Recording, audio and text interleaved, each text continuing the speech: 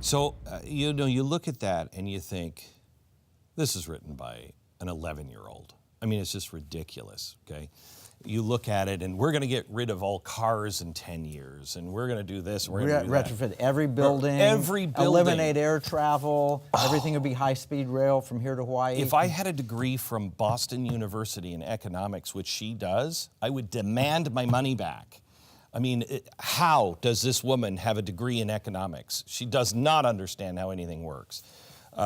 So you read that, and everybody got outraged by it, and then the cow fart thing. And I wondered if that was the Overton window, just moving us here. So then Sweden doesn't sound so bad. Okay, I don't think it is. I think the left understands we're about at the time where we can pounce.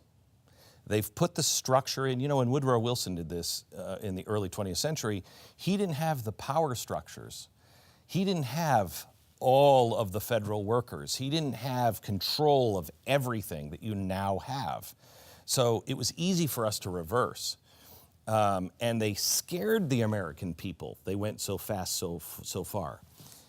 Now... And that produced a response to the Roaring Twenties and Coolidge and all of that. Correct. And then a backlash, a whip. As soon as we had a bad economic time. Everybody wanted. So they're now entering a time where they've laid all the groundwork, and they could take it and fundamentally do what FDR wanted to do in the Second Bill of Rights, reverse the Constitution from a charter of negative liberties, the things the government cannot ever do. Instead, reverse that to a charter of positive liberties, which the Soviet Union had, the things the government must do for every individual. That was something FDR tried to get through. Cass Sunstein has been on this for 20, 25 years saying, here's how we do it in pieces. We're now at that point. That Green New Deal is that structure, but not what she laid out. But if you look at the actual House bill, it lays it all out about how it is a fundamental transformation of the American economy, and it says for two things: global warming and economic and social justice. And it says in there, it will encompass everything. You're talking about the total takeover of an economy and a country. And I really believe this has been masterfully played. And we now have Donald Trump, who has encouraged the left in a way to be radical.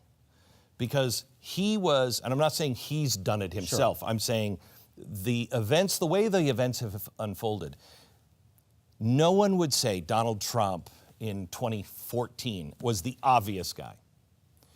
Nobody would say, oh yeah, he's going to sweep. Yeah. Okay?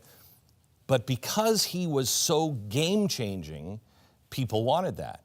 Right. Well, now the Democrats think, oh, a real bomb thrower, people have an appetite to overthrow it all.